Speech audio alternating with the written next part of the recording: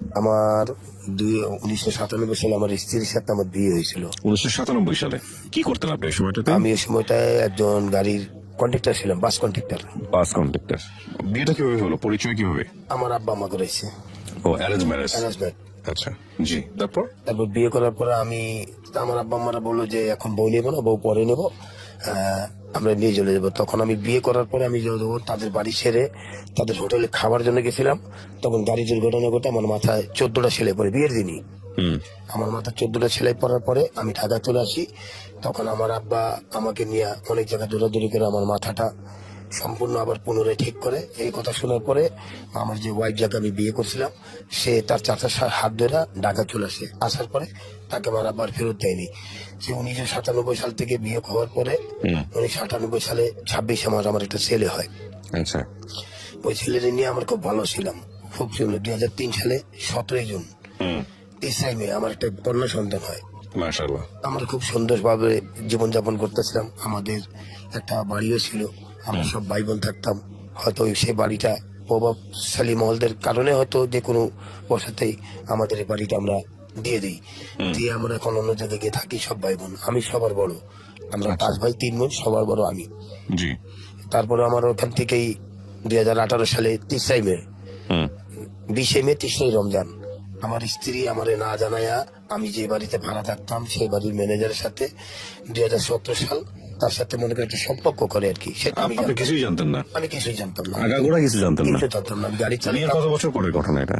এটা 97 বিয়ে হয়েছে, 17তে শুরু হয়েছে। 2017 সালে? 2017 সালে। তো অনেক পরে, 20 বছর পরে, প্রায় 20 বছর 21 বছর পর। 21 বছর সংসার করার পরে 21 বছরের মধ্যে কোনো ধরনের কোনো সন্দেহ করে নাই? সন্দেহমূলক কোনো কিছু করি নাই। সে আচ্ছা। সুন্দরভাবে শত কষ্ট দরিদ্রের মাধ্যমে সে ভালো ছিল, আচ্ছা। অনেক কিছু ছিল। কিন্তু হঠাৎ তার বড় লোক হবার একটা ইচ্ছা লাগে। সে এলাকায় কিছু আদম ব্যাপারীরা আছে, তাকে বলে আপনি বিদেশ চলে যান। দেখ তাদের কথাবার্তা শুনে সে আমাদের না জানায়া সেই লোকটার মোবাইল নম্বর নিয়ে, ব্যাংক অ্যাকাউন্ট নাম্বার নিয়ে সে বিদেশে পাড়ি দেয়। হুট করেই? হুট করে। আপনাকে না জানা চলে গেল? জানি না, না আমি কিছু জানি না। বিদেশের ঘটনাটা কি তাহলে? আমাকে কি হয়েছে, বিদেশ কেমনে গেল? বিদেশ কিভাবে গেল, সে বড় লোকের সে জায়গা কিভাবে সেটা তো বুঝতে পারলাম, কিন্তু আপনি জানলেন কিভাবে বিদেশ আমি যাওয়ার? গেলাম পরে। পরে কিভাবে জানছেন? ওই আগারগাঁওতে গিয়ে ওখানে জানলাম। ও আমাকে ফোন করলো এয়ারপোর্টে গিয়ে। ও আমাকে এয়ারপোর্টে গিয়ে ফোন করলো যে আমি সৌদি যাচ্ছি, আমাকে কিন্তু আর খোঁজার টোজার চেষ্টা করবো না। একদম এয়ারপোর্টে গিয়ে ডিরেক্টলি? এয়ারপোর্টে গিয়ে একবারে যখন পেলে কিছুই বলে না এর আগ পর্যন্ত আপনাকে? এর আগে কিছু বলে না। এবং যে সে যে এই যে সব পাসপোর্ট কিভাবে কি করছে আমি তাও জানতাম না, কারণ আমি সকালে যেতাম ভোর 5টায়, রাত 12টা 1টা বাজে বাসা আসতাম। আচ্ছা। তারপর চলে যাওয়ার পরে আমি তো খুব দুর্বল হয়ে পড়ছি। তখন মেরিনে কি করব, ছেলে মেয়ে একটা আমার তখন 5ম শ্রেণীতে লেখাপড়া শেষ করে এখন মেট্রিকে এসএসসি পড়বে, ও কোরআন শরীফ পড়তো তখন। মেয়ে না ছেলে? মেয়ে। আর ছেলেটা? ছেলেটা তো তখন মনে করেন 21 বছর হওয়ার পরেই ছেলে বলতেছে আমি বিয়ে করবো। সে একটা মেয়ে দেখছে, দেখার পরে আমি তাকে বিয়ে করাই দিলাম। বিয়ে করে দেওয়ার পরে কিছু করতো ছেলে ওই সময়টাতে? হ্যাঁ, সে আমার সাথে ব্যবসা করতো মুরগির দোকানে। আমি মুরগির দোকান দিয়ে দিয়েছিলাম ছেলের 2 লাখ টাকা খরচা করা। সে ব্যবসা করতো, সাথে আমিও থাকতাম। তখনই সেই মুহূর্তে সে চলে গেছে। আচ্ছা। তারপরে যাওয়ার বিদেশ পরে- চলে গেছে? হ্যাঁ, তারপরে আমার মেয়েটারে নিয়ে আমি এসএসসি পরীক্ষা দেওয়ার পরে তাকে কোরআন খতম করাইলাম। 2021 সালে সে আবার আসছে। আসার পরে সে আমার মাথায় হাত রেখে আমার ছেলে মেয়ের কাছে সবাই বলতেছে আমি আর কখনো বিদেশ যাবো না, কোনো কিছু করবো না, কোনো কিছু। সে আমাকে কোনো খোঁজ খবর নিত না। আসার পরে ঠিকই মেয়েকে বিয়ে করাবার 7 মাস পরে আবার চলে যায় বিদেশে? বিদেশে, মন চলে যায়। এবং ওখানে গিয়ে বলে এরকম। তখন 2022 সালে 1 মার্চ আমি একটা সড়ক দুর্ঘটনা, আমার হাতটা ভেঙে যায়। তখন আমি তাকে আমার ছেলে মেয়েরা ফোন দিয়েছে, আমার সাথে যোগাযোগ করতে জানা। সে বলে যে আমি ফোন দিলে তোর বাবার সাথে কথা বলে কি তোর বাবার হাত ভালো হয়ে যাবে? তোর বাবারে বল আরেকটা থেকে শুনি বিয়ে করে ফেলতে, আমার আশা যেরকম না করে।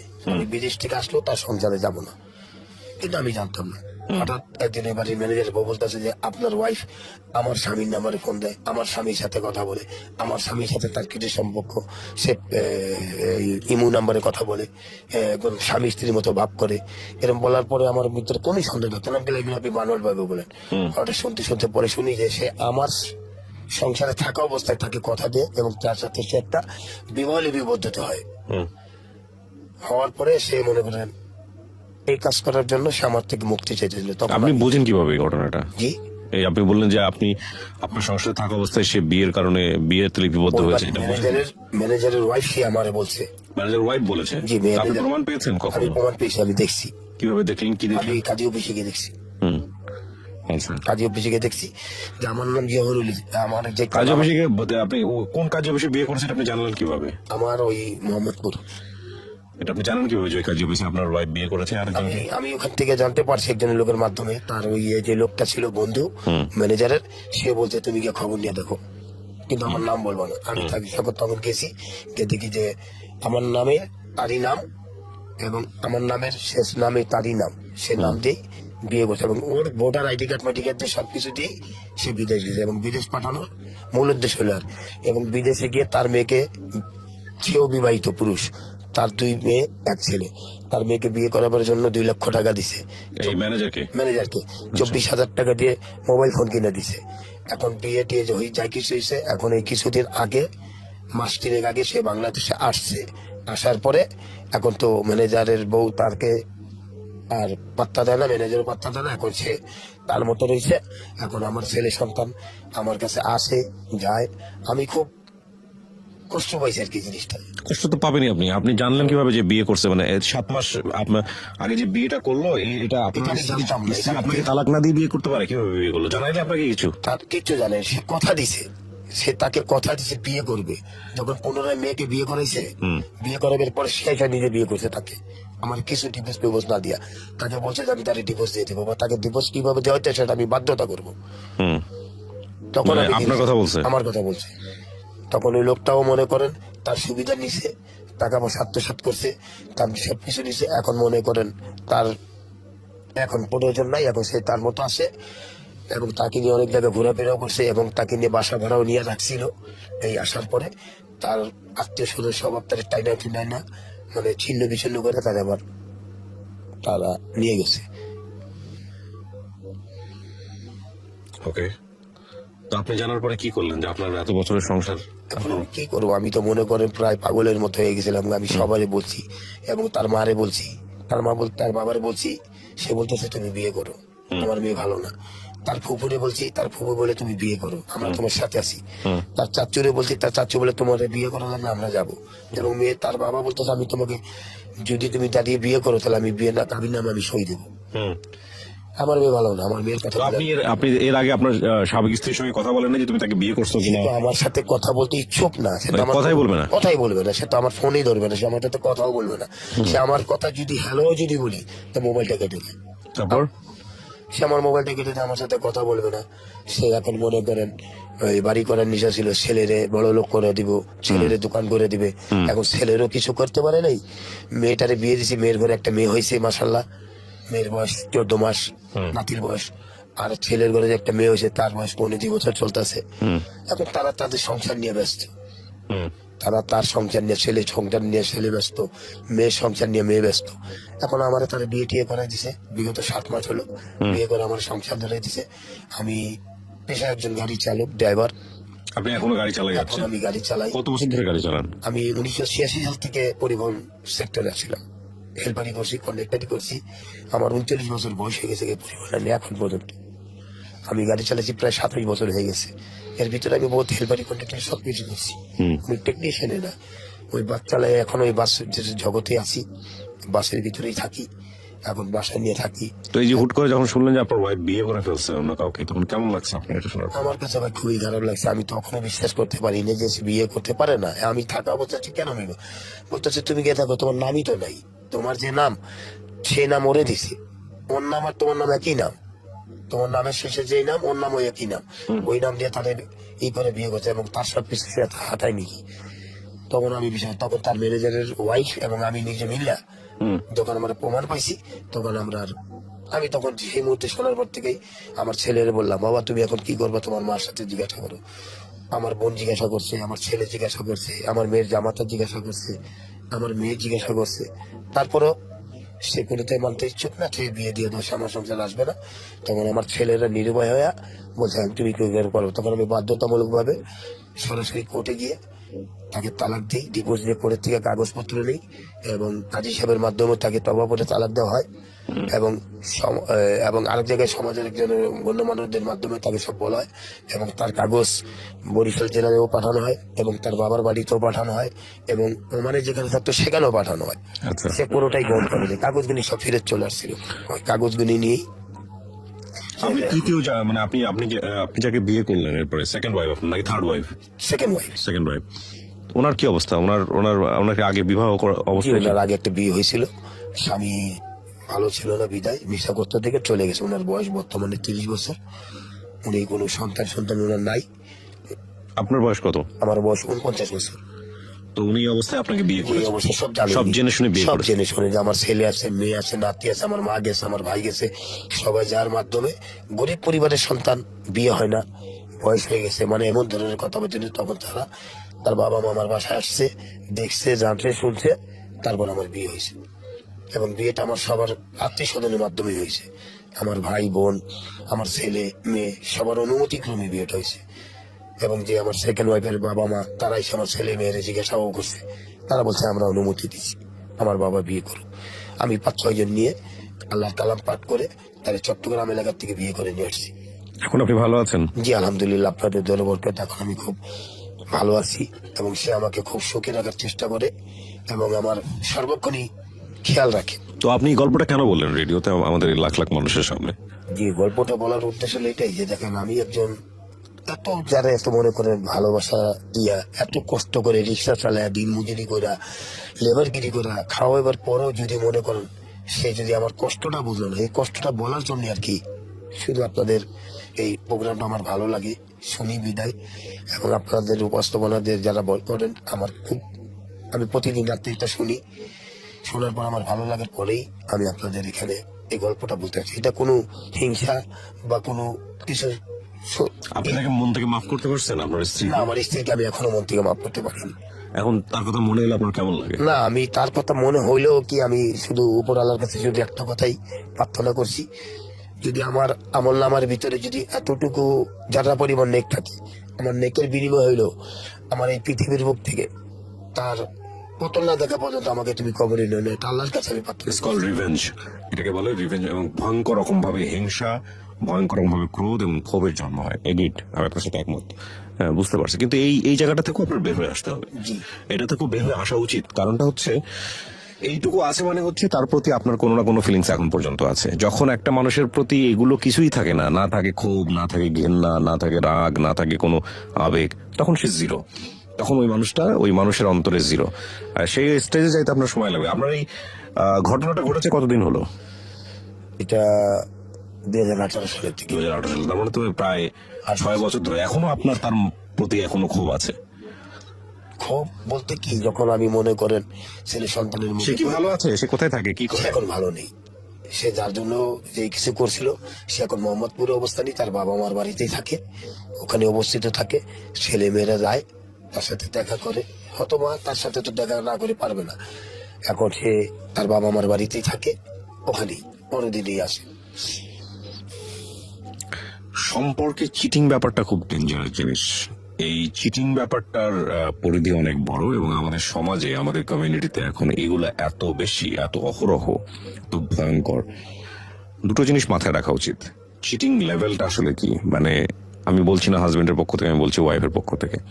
যদি বিষয়টা এরকম হয় যে আমি সংসারই করব না, সেটা যেই ভাবুক না কেন, হাজবেন্ড হোক বা ওয়াইফ হোক, এবং সেখানে যদি এমন হয় যে কোনো একটা অল্টারনেটিভ তৈরি হয়ে গেছে, অল্টারনেটিভটা তৈরি হয়ে গেছে এবং সেটা এমন অবস্থা দাঁড়িয়েছে যে ওয়াইফের মুখোমুখি কিংবা হাজবেন্ডের মুখোমুখি, এবং বিষয়টা এমন যে না, এই মানুষটা আমার লাইফে থাকলে আমি আমার হাজবেন্ডকে নিতে পারবো না, এই মানুষটা আমার লাইফে থাকলে আমি আমার ওয়াইফকে রিসিভ করতে পারবো না, বিষয়টা এরকম ফিলিংস এর জায়গা থেকে যদি এরকম হয়, তাহলে স্পষ্টভাবে সংসারটা শেষ করে দেওয়া উচিত। শেষ করে দিয়ে খুব সুন্দরভাবে সেখান থেকে বিদায় নেওয়া উচিত। এছাড়া এই ধরনের সম্পর্ক যে কোনো লেভেলে চর্চা করা মানেটা হচ্ছে দিন শেষে মাথায় রাখতে হবে যে সংসারটা আপনার জন্য কতটা গুরুত্বপূর্ণ। এটা জানাজানি হলে বা এটা যদি সামনে চলে আসে, এটা যদি কোনোভাবে আপনার হাজবেন্ড কিংবা আপনার ওয়াইফ চিনে ফেলে, তাহলে সংসারটা টিকবে না, নিশ্চিতভাবেই টিকবে না। এবং টিকলেও পরবর্তীতে আপনি কোনোদিন তার সামনে মাথা তুলে দাঁড়াতে পারবেন না এবং সংসারে কোনো অবস্থাতে আপনার ভালো থাকার কোনো সুযোগ থাকবে না এই মানুষের কাছে। এখন সেটা আপনি, সেই রিস্কটুকু আপনি নিবেন। যদি সেই রিস্কটুকু আপনি না নেন, তাহলে ডেফিনেটলি আপনার এই ধরনের সম্পর্কে যাওয়া উচিত নয়। প্রথম কথা হচ্ছে এইটা। আর 2 নম্বর হচ্ছে যেটা, যে আপনি যদি রিলিজিয়াস অ্যাঙ্গেলে চিন্তা করেন, তাহলে এগুলো তো চিন্তাই করা উচিত না। সম্পর্কের জায়গা থেকে এগুলো চিন্তাই করা উচিত না। চাচা, আমার মনে হয় যে আপনি আমার চেয়ে বয়সে বড়ই হবেন, সো আমি আপনাকে এভাবে অ্যাড্রেস করলাম। আপনি যে গল্পটা এখানে বলতে আসছেন, প্রথমত হচ্ছে আপনি ভালো আছেন, আপনি এখন বিয়ে শাদী করে যাকে নিয়ে আছেন ভালো আছেন, আপনি মন থেকে তাকে ক্ষমা করে দেন। যে যেরকম কর্ম করবে সে সেরকম ফল পাবে, এটাই নিয়ম, তাই না? যেটা আল্লাহ কিছু মানুষ অপরাধ করে দোষ পায়, কিছু মানুষ অপরাধ না করেও পায়, হয়তো তার মধ্যে আল্লাহ কোনো ভালো কিছু রেখেছেন। আপনি যে গল্পটা এখানে বললেন সেটা একপাক্ষিক বলা, কারণ একপাক্ষিক বলে সবসময় সত্য কথা বলে না। তো সেই জায়গা থেকে জি আমি এখানে কোনো মিথ্যার প্রবচনা করিনি এবং আমরা বিশ্বাস করি, কিন্তু আপনার এই গল্প থেকে আমরা কোনো কিছুই বলবো না যে কোনটা এভিডেন্ট। উনি ওনার নাম পরিচয় গোপন রেখে এখানে গল্পটা বলেছেন। আমরা শুধু বলতে চাই প্রিয় দর্শক এবং শ্রোতা যারা এটা শুনলেন, যে অবশ্যই সংসার জীবনে যে কোনো ধরনের চিটিং করার আগে সংসারটাকে শেষ করবেন কি করবেন না এটা চিন্তা করে তারপরে আগানো ভালো। হ্যাঁ, যদি মনে হয় যে সংসারটা শেষ হয়ে যাবে এটা জানলে, তাহলে এই সাময়িক উন্মাদনা, সাময়িক ফ্যান্টাসি, এটাকে জীবনে প্রাধান্য দিয়ে সংসারটা শেষ করা যে কত বড় বোকামি, যারা শেষ করেছেন তারাই কেবল জানেন। ওয়ালাইকুম ওয়ালাইকুম আসসালাম ওয়া রাহমাতুল্লাহ। আমার নাম মোহাম্মদ শাহজাহান ইসলাম লিটন। লিটন ভাই, বয়স কত আপনার? বয়স 32। 32। শুরু করেন, আপনি বলেন যেখান থেকে বলতে ইচ্ছে করে। তো জীবন গল্পটা আসলে আপনার জীবন গল্প শোনা হয়, তো শুনতে শুনতে অনেকদিন যাবতীয় আপনার জীবন গল্প শুনি আমি। তো মনে করেন যে একটা সময় আমারও ভিতরে ভিতরে চিন্তা ভাবনা আসলো যে আমারও তো জীবন গল্প আছে, তো আমিও আমার জীবন গল্পটা হয়তোবা যদি আপনার কাছে আইসা বলতে পারি। জি, শুরু করুন, আমি শুনবো। হ্যাঁ, এখন আমার জীবন গল্প মনে হয় যে সর্বপ্রথম থেকে আমি ছোটবেলা থেকে আমি শুরু করি। তো আমার বাপ ছোটবেলায় মারা গেছেন। তো যখন আমার 2.5 থেকে 3 বছর বয়স, তখন আমি বাপ মারা গেছেন, বোনটা 9 মাসের পেটে ছিল আর কি। আচ্ছা। তখন বাপ মারা যাওয়ার পরে মনে হয় যে একটা সময় অনেক কষ্ট হয়ে বড় হয়েছি ছোট থেকে। যখন নাকি আমার বয়স মোটামুটি 8-9 বছর বয়স, তখন থেকে আর কি মানুষের বাসায় কাজ করতে হয়েছে, হোটেলে কাজ করছি। তো এরকম ভাবে কাজ করতে করতে দেখা গেছে যে একটা সময় আমি ঢাকা চলে আসি। ঢাকা আসার পরে গার্মেন্টসে চাকরিতে আর কি। লেখাপড়া করেন নাই তার মানে? না, লেখাপড়া অল্প কিছু করছি আর কি। এই বাড়ি থাকাকালীন যখন ওই কাজও করতাম মানুষের বাসায়, হোটেলেও কাজ করছি, মানুষের বাসায় কাজ করতে করতে ফাঁকে ফাঁকে কিছু পড়ছি আর কি। ক্লাস 5 পর্যন্ত পড়ছি। ক্লাস 5 পড়ার পর আর পড়তে পারিনি। সংসার, মা তো বিয়ে বসে নাই, মা আমাদেরকেও দেখছে। ওই সংসারে একটু অভাব ছিল, অনেক কষ্ট করে আর কি অভাব। আমার জীবনে আমি অনেক কষ্টের কথা এখন মনে করলে আমার এখানে আমি ঠিক থাকতে পারবো না। যেমন ভাত, মনে করেন যে এমন দিন গেছেন যে ভাত সারাদিনে একবারও খাইতে পারিনি, ভাত খাইতে পারিনি। মা আমার বোনকে আমাকে একটা রুটি এনে রুটিটা 2জনে ভাগ করে খাইছি। অনেক রাত ভাত না খেয়ে ঘুমিয়েছিলাম। তখন চিন্তা করতেছি আমি তো ছোট মানুষ, আমার তো একটা কিছু করতে লাগবে। আমার মাও তো কত কাজ করবে মানুষের বাড়িতে, তখনকার কাজ করলে হয়তো বা ½ কেজি 3 পোয়া চাল দিত, সামথিং কিছু টাকা দিত আর কি। তো এইভাবে আমাদের সংসারটা চলতো। তারপরে একটা সময় আমার মা আমাকে মানুষের বাসায় কাজে ঢুকাই দিছে। তো ওইখান থেকেও মনে হয় যে কাজ করতাম, মানুষের গরু মহিষ চড়াতাম। একটা সময় মহিষ চড়াইতে যে মহিষের পিঠের উপরে থেকে আমি পড়ে গেছি। পড়ে অনেক আমার কষ্ট হয়েছিল, নিঃশ্বাসটা কেমন জানি বন্ধ হয়ে গেছিল। তারপর বললাম যে মা আমি এই কাজ করবো না, আমি অন্য কাজ করি। তো মা বললে পরে আমি ওই হোটেলে ঢুকলাম।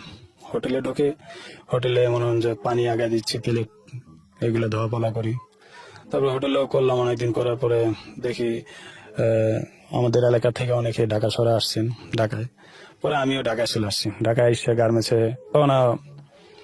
গার্মেন্টসের চাকরি, মনে হয় বয়স কম ছিল আমার, অনেক বয়স কম, 14 কিংবা 15 বছর বয়স এরকম হবে আর কি। যখন ঢাকা আসি, তখন ঢাকা আসার পরে গার্মেন্টসে চাকরি নিলাম। চাকরি নেওয়ার পরে তখন তো বয়সের এত করেনি। চাকরি নেওয়ার পরে চাকরি করছি অনেকদিন, করার পরে মোটামুটি খুব ভালো একটা অবস্থায় আসতেছে আমার। বাড়িতে আমি আমার খাওয়ান খরচার টাকাটা রাখে আমি সমস্ত টাকা পাঠিয়ে দিতাম। পাঠিয়ে দেওয়ার পরে মা ওইটা দিয়ে চলতে চলতে পরে একটা সময় আমি আবার আমার মা সাথে করে নিয়ে আসছি আমার এখানে ঢাকাতে নিয়ে আসছি। ঢাকাতে নিয়ে আসার পরে তখন আমি ওই যেখানে চাকরি করি তখন এটা মোটামুটি এরও আমার চাকরি বয়স তখন 5-6 বছর হয়ে গেছে অলরেডি। তখন আমার এক বন্ধু, উনি আমার একটা মেয়ের কথা বলছিল যে ওই লাইনে কাজ করে, ওই মেয়েটা তোমার লাইনে আসছে, যে আমার পাশের লাইনে কাজ করতো। তো আমি আমার লাইনে ওই একটা মেয়ে অ্যাবসেন্ট করার কারণে আমার সাথে দিছে কাজ করতে। তো দিছে, দেওয়ার পরে তো মনে করেন যে আমি ওই যেখানে কাজ করি আমার আশপাশে যারা আছে ওরা বলতেছে, কয় যে ভাই মেয়েটা তো অনেক অসহায়, আপনি যদি দেখে শুনে মেয়েটা হয়তো বা বিয়ে করতেন তাহলে ভালো হতো। আমি বললাম যে আমি তো এখন আমার বিয়ের বয়সে হয়নি, ঠিক করে বিয়ে করবো মানে দেখেন ওর জীবনের একটু কথাবার্তা শুনলে তো বা ভালো লাগবে। পরে আমাকে নিয়ে ওরা দুষ্টামি করতো আর কি, ওকে নিয়ে। তারপর একটা সময় দেখা গেছে ওর সাথে একটা সময় আমার কথাবার্তা হয়েছে। হওয়ার পরে শুনলাম ওর বাপ অন্য জায়গায় বিয়ে করছে, মা অন্য জায়গায় বিয়ে করছে। তারপরে এই শুনতে শুনতে ওর প্রতি আমার একটু মায়া লেগে গেছে। মায়া লেগে যাওয়ার পরে আমি বললাম, তো আপনি তো আমি তো গার্মেন্টসে বিয়ে করার ইচ্ছা নাই, তো আমার মা নিয়ে দেখাই, যদি আমার মা যদি পছন্দ করে তাহলে হয়তো বা করবো আমি। পরে আমার বাড়িতে নিয়ে গেলাম, বাসায় লাঞ্চে একদিন নিয়ে যাওয়ার পরে মা দেখছে, দেখার পরে মা পছন্দ করছে, মাও শুনলো। তারপরে আমরা বিয়ে করছি। বিয়ে করার পরে দুইজনে চাকরি বাকরি করতাম। চাকরি বাকরি করার পরে তখন মোটামুটি চাকরি করছে অনেকদিন, 4-5 বছর করছে। তো আমার এক ছেলে হয়। ছেলে হওয়ার পরে ছেলের বয়স যখন নাকি 2-2.5 মাস, তখন থেকেই হয় মনে হয় যে ছেলেটা নিয়ে চলে যায় আমার ঘর থেকে, না বলে চলে যায়। অনেক কিছু কথা কাটাকাটি যদি হয়, কোনো কিছু হয়, এই বিষয় নিয়ে চলে যায়। তো চলে যায়, আমি তখন ওকে বলি যে তুমি চলে গেলা কেন? কয় আমার ভালো লাগে না, আমি এই জন্য চলে আসছি। তো ভালো লাগে না, এটা কোনো কথা হইলো? আবার অনেক সময় দেখা গেছে যে বাচ্চা রাখেই চলে যেত। আচ্ছা, কোথায় যেত? চলে যায় ওর মার বাড়িতে চলে যায়, কিংবা ওর অন্য জায়গায় যায়, চাকরি বাকরি নেই আর কি। এইভাবে যাওয়ার পরে আমি ওকে বুঝে শুনে আবার নিয়ে আসতাম। নিয়ে আসার পরে এইভাবে একটা সময় আমার সংসার করবে না, কেন আমি তোমার সংসার করবো না, আমি আমার অন্য জায়গায় চলে যাবো, অন্য জায়গায় থাকবো আর কি। তো সংসার না করার ভিতরে কিছু কারণ আছে, যেটা তো ওকে আমি চাকরি করতে দেবো না। আচ্ছা, চাকরি করতে দেবো না। তো একটা সময় যখন চাকরি করছি, দুইজনেই চাকরি করছি, তো আমি বলি কি, এখন দুইজনে চাকরি করছি, এখন তোমাকে দিয়ে আর চাকরি করাতে চাচ্ছি না। তো আচ্ছা। তুমি চাকরিটা বাদ দাও, দিলে ভালো হয়। চাকরিটা বাদ দেওয়া, যেটা আমি নামাজ কালাম পড়ি, তবলিগ করি, ঠিক আছে, চিল্লা দিছি, তো দিনের সম্পর্কে, হাতের সম্পর্কে যতটুকু জানি আর কি, বুঝি। তো ওকে বলার পরে কয় না আমি চাকরি করব। এইভাবে চলতে থাকে। তো চাকরি না করতে দিলে করে কি, আমার থেকে না বলে যায়, অন্য জায়গায় যায় চাকরি নেই। আচ্ছা, চাকরি বাকরি নেই, আবার ওইখান থেকে আবার বোঝা শুনে নিয়ে আসি। নিয়ে আসার পরে ওই বলে যে না, তুমি যদি আমার চাকরি করতে দাও তাহলে আমি তোমার সংসার করবো, আর যদি চাকরি না করতে দাও তাহলে আমি তোমার সংসার করবো না আর কি। আর যা আমার যখন যেটা মন চাইবো, যখন যা মন চাইবো আমি তখন তাই করবো। তো আমি বললাম যে যখন যা মন চাইবো তখন তাই করবো, এটা কোনো কথা? একটা জিনিস সংসার হয়েছে, তোমার তোমার স্বামী কথা তো তোমার শুনতে লাগবে, যেগুলা জিনিস মানতে লাগবে তোমার, ওগুলা আর কি মানে চলতে লাগবে। আমি মনে করি যে চাকরি করতে দেবো না, ঠিক আছে তুমি চাকরি করবা, আবার তোমাকে আমি পর্দায় থাকতে বলি, তুমি পর্দা করতেছো না। আর গার্মেন্টসে চাকরি করে পর্দা কতটুকু হয়, এটা তো আমি যা গার্মেন্টসে যেটা আমি নিজেও চাকরি করি, তো দেখা গেছে যে আমার কাছে যেটা আমার খারাপ লাগে, গার্মেন্টসে দেখা গেছে যে অন্য একটা লাঞ্চিক কিংবা সুপারভাইজার এসে ওর শরীরে হাত দিয়ে টান দিয়ে হাত ধরে এক জায়গা থেকে আরেক জায়গায় নিয়ে যায়, এক মেশিন থেকে আরেক মেশিনে কাজ করায়, কিংবা অনেক ধরনের গালিগালাজ হয়। তো আমি এই জন্য বলি যে তুমি আর চাকরি করিও না, তোমার আমি চাকরি করাইলে আমার খুব খারাপ লাগে। তো তারপরে চাকরি বাকরি করার পরে অনেক ছাড় দিছি। দেওয়ার পরে একটা সময় এখন আবারও বলে যে না, আমি তোমার সাথে আমি সংসার করব না। সে আমাকে নিয়ে যাইতো, নিয়ে যাওয়ার পরে কাজী অফিসে নিয়ে আসতো। কাজী অফিসে নিয়ে যাওয়ার পরে আমাকে বলে যে আমি তোমার সংসার করবো না, তুমি আমাকে ছাড়ে দাও। কাজী অফিসে নিয়ে গিয়ে কথা বলে? জি জি। কাজী অফিসে নেওয়ার আগেই বলতো যে আমি তোমার সংসার করবো না, কাজী অফিস চলো। তো তা আমি অনেক সময় কাজী অফিসে নিয়ে যাইতাম, অনেক বাহানা দেখাতাম যে কাজী অফিসে আচ্ছা ঠিক আছে আমি কথা বলতেছি, কিংবা কাজী নাই, যখন আসে তখন নিয়ে যাব, ঠিক আছে, মানে এইভাবে একটু এড়িয়ে চলতাম। হুম তখন নিজের থেকে কয়েকবার যাইতো, যাওয়ার পরে আমাকে বলতে যে আমি তোমার সমস্যা করবো না, আমি তোমার অধীনে থাকতে বাধ্য না, আমার যখন যা মন চাইবো আমি তখন তাই করবো। হুম এইভাবে মনে হয় যে আমার সংসার থেকে চলে যাইতো। যাইতে যাইতে এক তো আর পারি না আর, মানে চলে যায় আর ধরে রাখতে পারি না। এখন আমি ওকে যে বুঝাই যে তুমি যে চাকরি করিও না, ওই চাকরি করবেই, এই জন্য ওর সাথে আমার সম্পর্কটা হয়ে গেছে। এখন বাচ্চা কি হয়ে গেছে বলতে? মানে সারাসারি হয়ে গেছে আর কি। আপনি ডিভোর্স দিয়ে দিলেন তাকে? না, আমি দিনে ওই দিচ্ছি আর কি। ওই দিল, কবে দিয়েছে? ডিভোর্সটা তো 10 মাস চলতেছে রানিং, এরকম হবে আর কি। এর ভিতরে অনেক কয়বার যখন চলে যাইতো তখন বাচ্চাটা তো মনে হয় যে ওই আপনার আমার কাছেই যখন রেখে যেত, দেখা গেছে যে ওই বাচ্চা নিয়ে আমি অফিসে যাইতে পারি না, দেখা গেছে যে ও বাসায় থাকলে আবার চাকরি করা হয় না। হুম তো আমি অফিসে আমি আলাপ করলাম যে স্যার আমার তো একটু সমস্যা আছে, আমার তো ওয়াইফ এইভাবে চলে যাওয়ার কারণে আমার বাচ্চা রাখার তো কোনো লোক নাই। হুম তো আমার মা যে আছে একজন বয়স্ক, উনি তো বাড়িতে থাকে, ওনার তো নিজেকে নিজে দেখশন করতে পারে না ঠিক করে, হার্টের সমস্যা, ডায়াবেটিসের সমস্যা। তখন যেহেতু বাচ্চাটা আমার এখানেই আছে, তখন বাচ্চারা যদি রাখার ব্যবস্থা করে দিত নয়তো বা ভালো হতো। বলে কি দেখো তুমি গার্মেন্টসে তো কোনো ছেলেরা বাচ্চা রাখে না। হুম তারপরে আমি বলার পরে আমার জিনিসটা একটু দেখছি, আমার দিকটা বিবেচনা করে দেখার পরে আমি যেহেতু স্যাম্পলে চাকরি করি আর কি, হুম তো লাইনে মেয়েরা দেখা গেছে যে এক পনেরো প্রায় 1500-1800 মেয়েরা থাকে, তার ভিতরে মনে হয় যে প্রতি লাইনেই 2-3-4 জন করে আর কি সিরিয়াল দিয়ে রাখছে বাচ্চা রাখার জন্য। আচ্ছা ওরাই তো পাচ্ছে না, তুমি কিভাবে রাখবে? তো আমি বললাম যে আমারটা একটু রাখার ব্যবস্থা করে দেন। পরে ওনারা আর কি আমার বাচ্চাটা রাখার ব্যবস্থা করে দিছে। তো আমি বাচ্চাটা নিয়ে আসতাম, যাইতাম অফিসে। অফিসে রেখে দিতেন? জি, জি। ওই যেখানে বাচ্চা রাখে আর জি কি? জি, হ্যাঁ ওই যেখানে বাচ্চা রাখে আর কি। তো গার্মেন্টস লাইফে এ পর্যন্ত কোনো মানে ছেলেরা বাচ্চা নিয়ে আসা যাওয়া করে না আর কি। তো আপনি করতেন? আমি করতাম। তারপর? তারপরে আবার অফিসের ওই খালারা বলতো যে বাচ্চার মা কোথায়? আমি বললাম যে খালা তো বাচ্চার মা আমার এখানে থাকে না, এখন ওর মা আলাদা থাকে। হুম তো আমি বললাম, পরে ওই খালার বললো কয় আচ্ছা ঠিক আছে বাচ্চার মার নাম্বারটা দেন, আমরা একটু কথাবার্তা বলি। হুম তারপরে ওই খালার আবার কথা বলছে যে খালা আপনি বাবু তো অনেক সুন্দর মাশাআল্লাহ, আপনার বাচ্চাটা থুয়ে চলে গেলেন কেন?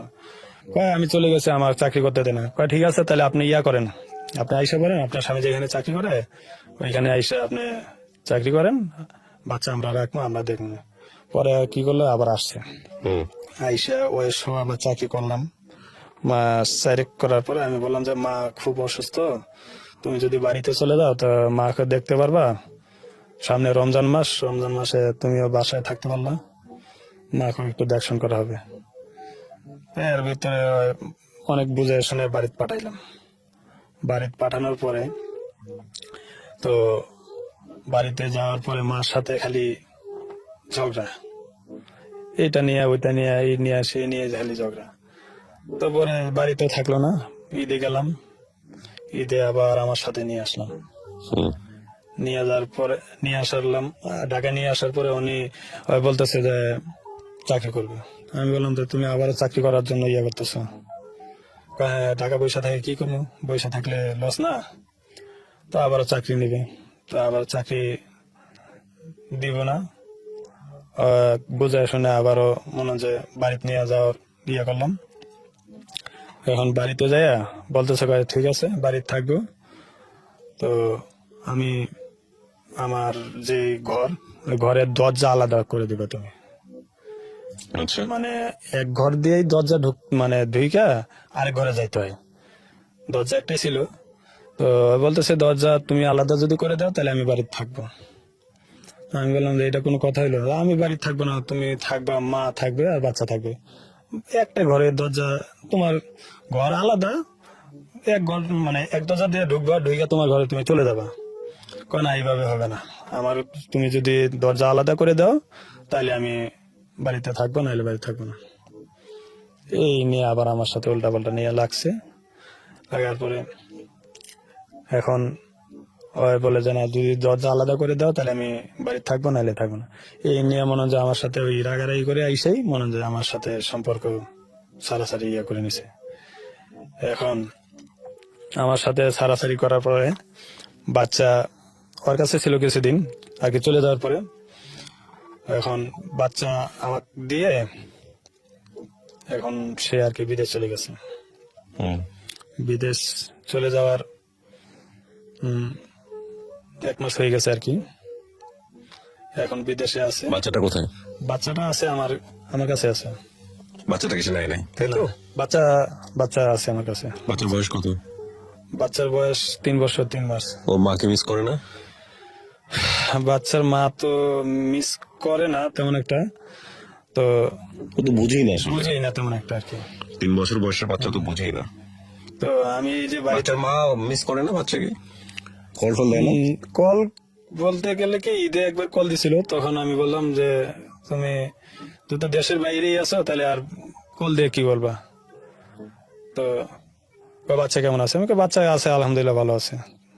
তখন আমি বললাম যে তুমি আর ফোন টোন দিও না, যেহেতু আমার সাথে তুমি নাই, আর ফোন দিও না আমার তো সাথে। আপনার এখন মানে পরিকল্পনা কি? আমার পরিকল্পনা তো মনে হয় যে বাচ্চাটাকে মানুষ করার, বাচ্চাটা মানুষ করে এখন মানুষের মতো মানুষ করা, এই পরিকল্পনা। তো আপনি শুধুমাত্র কাজ করতে চাই, এই কারণে তাকে ডিভোর্স কেন দিলেন? শুধুমাত্র ডিভোর্স তো আমি দিই নাই, ডিভোর্স তো সে দিছে। সেই দিছে, হ্যাঁ। জি, ডিভোর্স তো সেই দিল আমাকে। আমি তো তাকে আমি বলি যে পর্দায় থাকো, তুমি নামাজ কালাম পড়ো, ঠিক আছে।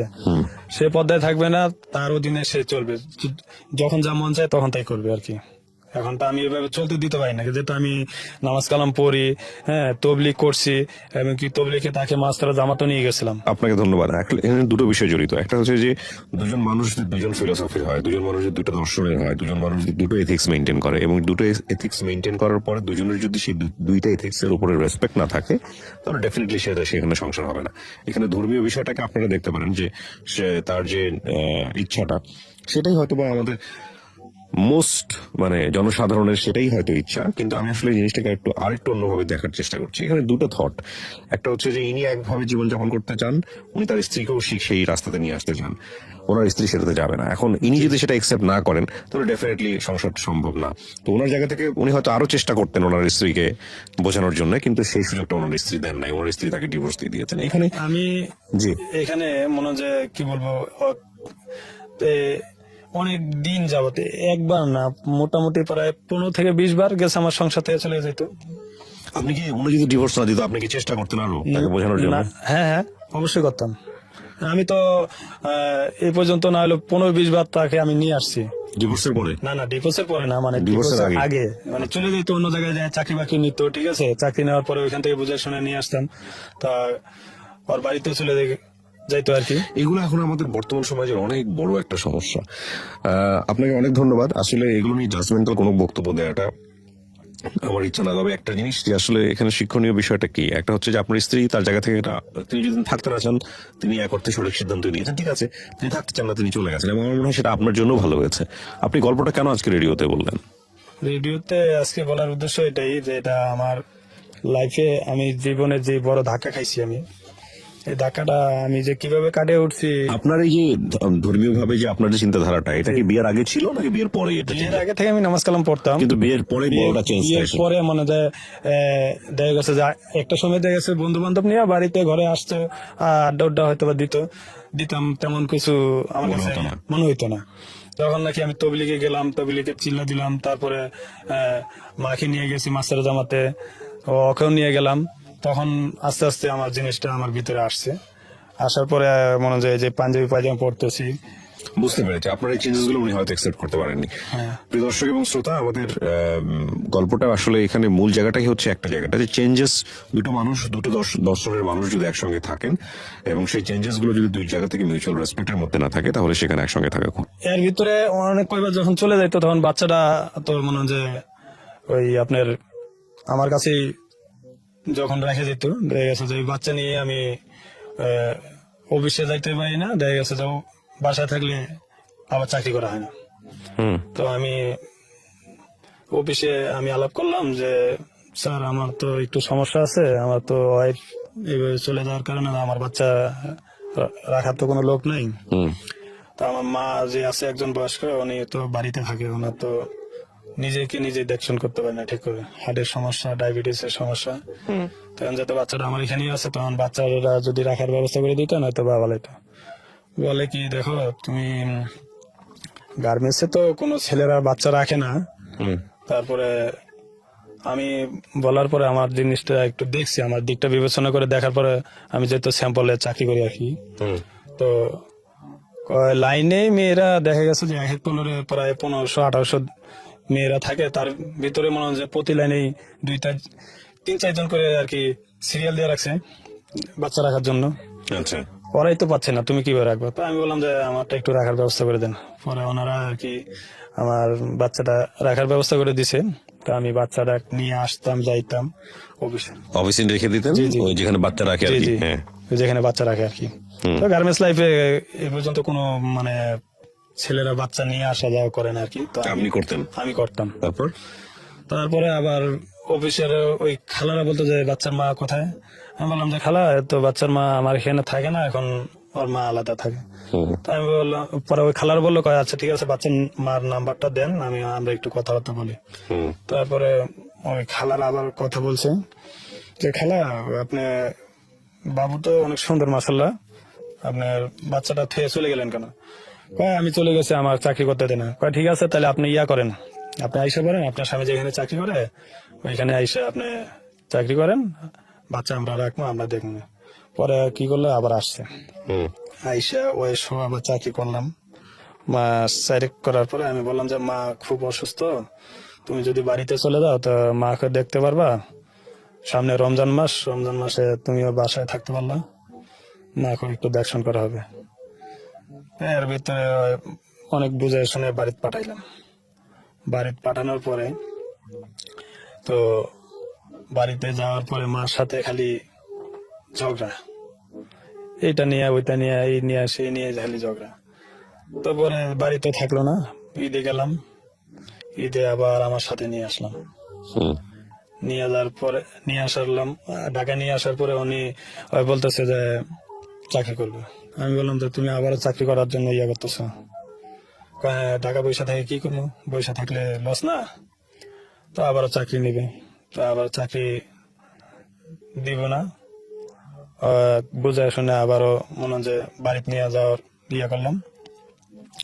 এখন বাড়িতে যাইয়া বলতেছে কয় ঠিক আছে বাড়িতে থাকবো, তো আমি আমার যে ঘরের দরজা আলাদা করে দিবে তুমি, আচ্ছা মানে এক ঘর দিয়েই দরজা মানে ঢুইকা আরেক ঘরে যাইতে হয়, দরজা একটাই ছিল। তো বলতেছে দরজা তুমি আলাদা যদি করে দাও তাহলে আমি বাড়িতে থাকবো। আমি বললাম যে এটা কোনো কথা হইলো? আমি বাড়িতে থাকবো না, তুমি থাকবা, মা থাকবে আর বাচ্চা থাকবে, একটা ঘরের দরজা, তোমার ঘর আলাদা, এক ঘর মানে এক দরজা দিয়ে ঢুকবা, ঢুইকা তোমার ঘরে তুমি চলে যাবা। কয় না এইভাবে হবে না, আমার তুমি যদি দরজা আলাদা করে দাও তাহলে আমি বাড়িতে থাকবো, নাহলে বাড়িতে থাকবো না। এই নিয়ে আবার আমার সাথে উল্টা পাল্টা নিয়ে লাগছে। লাগার পরে এখন ওই বলে যে না যদি দরজা আলাদা করে দাও তাহলে আমি বাড়িতে থাকবো, নাহলে থাকবো না। এই নিয়ে মনে হয় যে আমার সাথে ওই রাগারাগি করে আইসেই মনে হয় যে আমার সাথে সম্পর্ক সারাসারি ইয়ে করে নিছে। এখন আমার সাথে সারাসারি করার পরে বাচ্চা ওর কাছে ছিল কিছুদিন আগে চলে যাওয়ার পরে, এখন বাচ্চা আমার দিয়ে এখন সে আর কি বিদেশ চলে গেছে। হুম বিদেশ চলে যাওয়ার 1 মাস হয়ে গেছে আর কি, এখন বিদেশে আছে। বাচ্চাটা কোথায়? বাচ্চাটা আছে আমার কাছে আছে। বাচ্চাটা কিছু নেয় নাই তাই তো? বাচ্চা আছে আমার কাছে। বাচ্চার বয়স কত? বাচ্চার বয়স 3 বছর 3 মাস। ও মাকে মিস করে না? বাচ্চার মা তো মিস করে না তেমন একটা, তো ও তো বুঝেই না আসলে। বুঝেই না তেমন একটা আর কি। 3 বছর বয়সের বাচ্চা তো বুঝেই না। তো আমি এই যে বাড়িতে বাচ্চার মা মিস করে না বাচ্চাকে? কল টল দেয় না? কল বলতে গেলে কি ঈদে একবার কল দিছিল, তখন আমি বললাম যে তুমি তো দেশের বাইরেই আছো, তাহলে আর কল দিয়ে কি বলবা? তো বাচ্চা কেমন আছে? আমি বাচ্চা আছে আলহামদুলিল্লাহ ভালো আছে। তখন আমি বললাম যে তুমি আর ফোন টোন দিও না, যেহেতু আমার সাথে তুমি নাই, আর ফোন দিও না আমার তো সাথে। আপনার এখন মানে পরিকল্পনা কি? আমার পরিকল্পনা তো মনে হয় যে বাচ্চাটাকে মানুষ করার, বাচ্চাটা মানুষ করে এখন মানুষের মতো মানুষ করা, এই পরিকল্পনা। তো আপনি শুধুমাত্র কাজ করতে চাই এই কারণে তাকে ডিভোর্স কেন দিলেন? শুধুমাত্র ডিভোর্স তো আমি দিই নাই, ডিভোর্স তো সে দিছে। সেই দিছে, হ্যাঁ। জি, ডিভোর্স তো সে দিল আমাকে। আমি তো তাকে আমি বলি যে পর্দায় থাকো, তুমি নামাজ কালাম পড়ো, ঠিক আছে। সে পর্দায় থাকবে না, তার অধীনে সে চলবে, যখন যা মন চায় তখন তাই করবে আর কি। এখন তো আমি এভাবে চলতে দিতে পারি না, যেহেতু আমি নামাজ কালাম পড়ি, হ্যাঁ, তবলিগ করছি, এমনকি তবলিগে তাকে মাস্টার জামাতও নিয়ে গেছিলাম। আপনাকে ধন্যবাদ। এখানে দুটো বিষয় জড়িত। একটা হচ্ছে যে দুজন মানুষদের দুজন ফিলোসফি হয়, দুজন মানুষের দুটো দর্শনের হয়, দুজন মানুষ দুটো এথিক্স মেনটেন করে, এবং দুটো এথিক্স মেনটেন করার পরে দুজনের যদি সেই দুইটা এথিক্স এর উপরে রেসপেক্ট না থাকে, তাহলে ডেফিনেটলি সেখানে সংসার হবে না। এখানে ধর্মীয় বিষয়টাকে আপনারা দেখতে পারেন যে সে তার যে ইচ্ছাটা, সেটাই হয়তো বা আমাদের মোস্ট মানে জনসাধারণের সেটাই হয়তো ইচ্ছা, কিন্তু আমি আসলে জিনিসটাকে আরেকটু অন্যভাবে দেখার চেষ্টা করছি। এখানে দুটো থট। একটা হচ্ছে যে ইনি একভাবে জীবনযাপন করতে চান, উনি তার স্ত্রীকেও সেই রাস্তাতে নিয়ে আসতে চান, ওনার স্ত্রী সেটাতে যাবে না। এখন ইনি যদি সেটা একসেপ্ট না করেন, তাহলে ডেফিনেটলি সংসার সম্ভব না। তো ওনার জায়গা থেকে উনি হয়তো আরো চেষ্টা করতেন ওনার স্ত্রীকে বোঝানোর জন্য, কিন্তু সেই সুযোগটা ওনার স্ত্রী দেন নাই, ওনার স্ত্রী তাকে ডিভোর্স দিয়ে দিয়েছেন। এখানে আমি জি এখানে মনে হয় যে কি বলবো, অনেক দিন যাবত একবার না, মোটামুটি প্রায় 15 থেকে 20 বার গেছে আমার সংসার থেকে চলে যেত। আপনি কি, উনি যদি ডিভোর্স না দিত, আপনি কি চেষ্টা করতেন আরো তাকে বোঝানোর জন্য? না, হ্যাঁ হ্যাঁ, অবশ্যই করতাম। আমি তো এই পর্যন্ত না হলো 15-20 বার তাকে আমি নিয়ে আসছি। ডিভোর্সের পরে? না না, ডিভোর্সের পরে না, মানে ডিভোর্সের ডিভোর্সের আগে? আগে। মানে চলে যেত অন্য জায়গায় যায়, চাকরি বাকরি নিত, ঠিক আছে। চাকরি নেওয়ার পরে ওইখান থেকে বুঝে শুনে নিয়ে আসতাম, তা ওর বাড়িতেও চলে যাইতো আর কি। এগুলো এখন আমাদের বর্তমান সমাজের অনেক বড় একটা সমস্যা। আপনাকে অনেক ধন্যবাদ। আসলে এগুলো নিয়ে জাজমেন্টাল কোনো বক্তব্য দেওয়াটা আমার ইচ্ছা না। তবে একটা জিনিস যে আসলে এখানে শিক্ষণীয় বিষয়টা কি, একটা হচ্ছে যে আপনার স্ত্রী তার জায়গা থেকে তিনি যদি থাকতে না চান, তিনি এক অর্থে সঠিক সিদ্ধান্ত নিয়েছেন, ঠিক আছে। তিনি থাকতে চান না, তিনি চলে গেছেন, এবং আমার মনে হয় সেটা আপনার জন্য ভালো হয়েছে। আপনি গল্পটা কেন আজকে রেডিওতে বললেন? রেডিওতে আজকে বলার উদ্দেশ্য এটাই যে এটা আমার লাইফে, আমি জীবনে যে বড় ধাক্কা খাইছি, আমি এই ধাক্কাটা আমি যে কিভাবে কাটিয়ে উঠছি। আপনার এই যে ধর্মীয় ভাবে যে আপনার যে চিন্তাধারাটা, এটা কি বিয়ের আগে ছিল নাকি বিয়ের পরে? এটা ছিল? বিয়ের আগে থেকে আমি নামাজ কালাম পড়তাম, কিন্তু বিয়ের পরে বড়টা চেঞ্জ বিয়ের হয়েছে। পরে মনে দেখা গেছে যে একটা সময় দেখা গেছে বন্ধু বান্ধব নিয়ে বাড়িতে ঘরে আসতো, আড্ডা উড্ডা হয়তো বা দিতাম, তেমন কিছু আমার কাছে মনে হইতো না। তখন নাকি আমি তবলিগে গেলাম, তবলিগে চিল্লা দিলাম, তারপরে মাকে নিয়ে গেছি মাস্টার জামাতে, ওকেও নিয়ে গেলাম। তখন আস্তে আস্তে আমার জিনিসটা আমার ভিতরে আসছে, আসার পরে মনে হয় যে পাঞ্জাবি পায়জামা পড়তেছি। বুঝতে পেরেছি আপনার এই চেঞ্জেস গুলো উনি হয়তো একসেপ্ট করতে পারেননি। হ্যাঁ। প্রিয় দর্শক এবং শ্রোতা, আমাদের গল্পটা আসলে এখানে মূল জায়গাটাই হচ্ছে একটা জায়গাটা যে চেঞ্জেস, দুটো মানুষ, দুটো দর্শনের মানুষ। এর ভিতরে অনেক কয়বার যখন চলে যাইতো, তখন বাচ্চাটা তো মনে হয় যে ওই আপনার আমার কাছেই যখন রেখে যেত, দেখা গেছে যে ওই বাচ্চা নিয়ে আমি অফিসে যাইতে পারি না, দেখা গেছে যে বাসায় থাকলে আবার চাকরি করা হয় না। তো আমি অফিসে আমি আলাপ করলাম যে স্যার আমার তো একটু সমস্যা আছে, আমার তো ওয়াইফ এইভাবে চলে যাওয়ার কারণে আমার বাচ্চা রাখার তো কোনো লোক নাই। তো আমার মা যে আছে একজন বয়স্ক, উনি তো বাড়িতে থাকে, ওনার তো নিজেকে নিজে দেখশন করতে পারে না ঠিক করে, হার্টের সমস্যা, ডায়াবেটিসের সমস্যা। তখন যেহেতু বাচ্চাটা আমার এখানেই আছে, তখন বাচ্চারা যদি রাখার ব্যবস্থা করে দিত নয়তো বা ভালো হতো। বলে কি, দেখো তুমি গার্মেন্টসে তো কোনো ছেলেরা বাচ্চা রাখে না। তারপরে আমি বলার পরে আমার জিনিসটা একটু দেখছি, আমার দিকটা বিবেচনা করে দেখার পরে, আমি যেহেতু স্যাম্পলে চাকরি করি আর কি, তো লাইনে মেয়েরা দেখা গেছে যে এক এক পনেরো প্রায় 1500-1800 মেয়েরা থাকে, তার ভিতরে মনে হয় যে প্রতি লাইনেই 2-3-4 জন করে আর কি সিরিয়াল দিয়ে রাখছে বাচ্চা রাখার জন্য। আচ্ছা, ওরাই তো পাচ্ছে না, তুমি কিভাবে রাখবো? তো আমি বললাম যে আমারটা একটু রাখার ব্যবস্থা করে দেন। পরে ওনারা আর কি আমার বাচ্চাটা রাখার ব্যবস্থা করে দিছে। তো আমি বাচ্চাটা নিয়ে আসতাম, যাইতাম অফিসে রেখে দিতেন, ওই যেখানে বাচ্চা রাখে আর কি। হ্যাঁ, যেখানে বাচ্চা রাখে আর কি। তো গার্মেন্টস লাইফে এ পর্যন্ত কোনো মানে ছেলেরা বাচ্চা নিয়ে আসা যাওয়া করে না আর কি। তো আপনি করতেন? আমি করতাম। তারপরে আবার অফিসের ওই খালারা বলতো যে বাচ্চার মা কোথায়? আমি বললাম যে খালা, তো বাচ্চার মা আমার এখানে থাকে না, এখন ওর মা আলাদা থাকে। হুম। তো আমি বললাম, পরে ওই খালার বললো কয় আচ্ছা ঠিক আছে বাচ্চার মার নাম্বারটা দেন, আমরা একটু কথাবার্তা বলি। হুম। তারপরে ওই খালার আবার কথা বলছে যে খালা আপনি বাবু তো অনেক সুন্দর মাশাআল্লাহ, আপনার বাচ্চাটা থুয়ে চলে গেলেন কেন? কয় আমি চলে গেছে, আমার চাকরি করতে দেয় না। কয় ঠিক আছে তাহলে আপনি করেন, আপনি আইসা করেন, আপনার স্বামী যেখানে চাকরি করে ওইখানে আইসা আপনি চাকরি করেন, বাচ্চা আমরা রাখবো, আমরা দেখবো। পরে কি করলো, আবার আসছে হুম। আইসা ওই সব আবার চাকরি করলাম। মাস 4 করার পরে আমি বললাম যে মা খুব অসুস্থ, তুমি যদি বাড়িতে চলে যাও তো মাকে দেখতে পারবা, সামনে রমজান মাসে তুমিও বাসায় থাকতে পারলা, মাকে একটু দেখশন করা হবে। এর ভিতরে অনেক বুঝে শুনে বাড়িতে পাঠাইলাম। বাড়িতে পাঠানোর পরে তো বাড়িতে যাওয়ার পরে মার সাথে খালি ঝগড়া, এইটা নিয়ে ওইটা নিয়ে, এই নিয়ে সেই নিয়ে খালি ঝগড়া। তো পরে বাড়িতে থাকলো না, ঈদে গেলাম, ঈদে আবার আমার সাথে নিয়ে আসলাম। হুম। নিয়ে আসলাম ঢাকা, নিয়ে আসার পরে উনি ওই বলতেছে যে চাকরি করবে। আমি বললাম যে তুমি আবার চাকরি করার জন্য করতেছো। ঢাকা পয়সা থেকে কি করবো, পয়সা থাকলে লস না, তো আবার চাকরি নিবে, তো আবার চাকরি দিব না। বুঝে শুনে আবারও মনে হয় যে বাড়িতে নিয়ে যাওয়ার করলাম। এখন বাড়িতে যাইয়া বলতেছে ঠিক আছে বাড়িতে থাকবো, তো আমি আমার যে ঘর, ওই ঘরের দরজা আলাদা করে দিবে তুমি। আচ্ছা। মানে এক ঘর দিয়েই দরজা মানে ঢুইকা আরেক ঘরে যাইতে হয়, দরজা একটাই ছিল। তো বলতেছে দরজা তুমি আলাদা যদি করে দাও তাহলে আমি বাড়িতে থাকবো।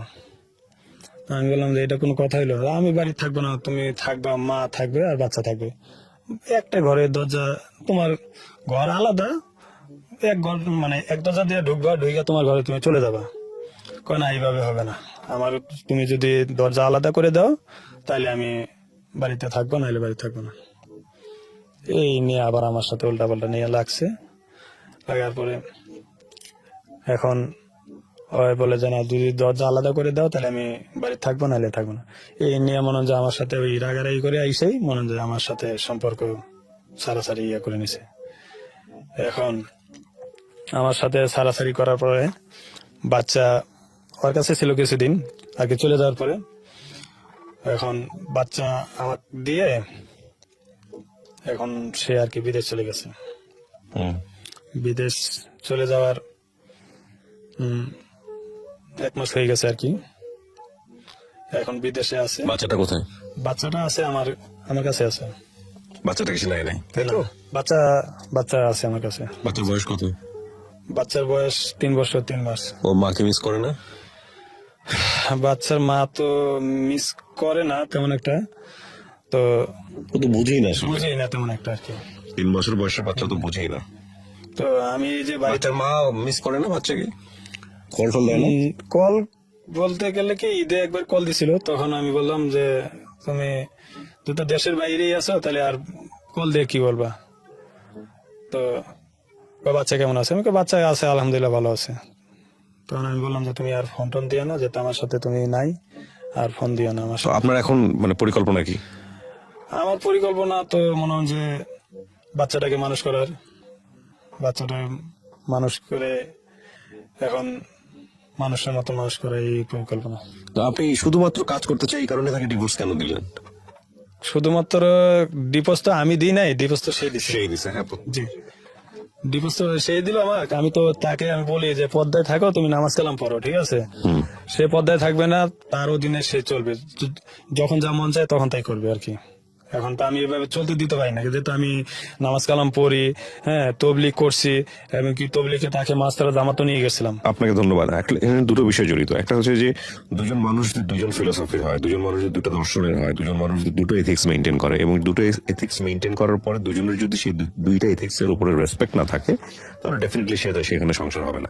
এখানে ধর্মীয় বিষয়টাকে আপনারা দেখতে পারেন যে সে তার যে ইচ্ছাটা সেটাই হয়তো বা আমাদের মোস্ট মানে জনসাধারণের সেটাই হয়তো ইচ্ছা, কিন্তু আমি আসলে জিনিসটাকে আরেকটু অন্যভাবে দেখার চেষ্টা করছি। এখানে দুটো থট, একটা হচ্ছে যে ইনি একভাবে জীবনযাপন করতে চান, উনি তার স্ত্রীকেও সেই রাস্তাতে নিয়ে আসতে চান, ওনার স্ত্রী সেটাতে যাবে না। এখন ইনি যদি সেটা একসেপ্ট না করেন তাহলে ডেফিনেটলি সংসারটা সম্ভব না। তো ওনার জায়গা থেকে উনি হয়তো আরো চেষ্টা করতেন ওনার স্ত্রীকে বোঝানোর জন্য, কিন্তু সেই সুযোগটা ওনার স্ত্রী দেন নাই, ওনার স্ত্রী তাকে ডিভোর্স দিয়ে দিয়েছেন। এখানে আমি জি এখানে মনে হয় যে কি বলবো, অনেক দিন যাবত একবার না মোটামুটি প্রায় 15 থেকে 20 বার গেছে আমার সংসার থেকে চলে যেত। আপনি কি উনি যদি ডিভোর্স না দিত আপনি কি চেষ্টা করতেন আরো তাকে বোঝানোর জন্য? না, হ্যাঁ হ্যাঁ অবশ্যই করতাম। আমি তো এই পর্যন্ত না হলো 15-20 বার তাকে আমি নিয়ে আসছি। ডিভোর্সের পরে? না না, ডিভোর্সের পরে না, মানে ডিভোর্সের ডিভোর্সের আগে? আগে মানে চলে যেত অন্য জায়গায় যায়, চাকরি বাকরি নিত, ঠিক আছে, চাকরি নেওয়ার পরে ওইখান থেকে বুঝে শুনে নিয়ে আসতাম, তা ওর বাড়িতে চলে যাইতো আর কি। এগুলো এখন আমাদের বর্তমান সমাজের অনেক বড় একটা সমস্যা।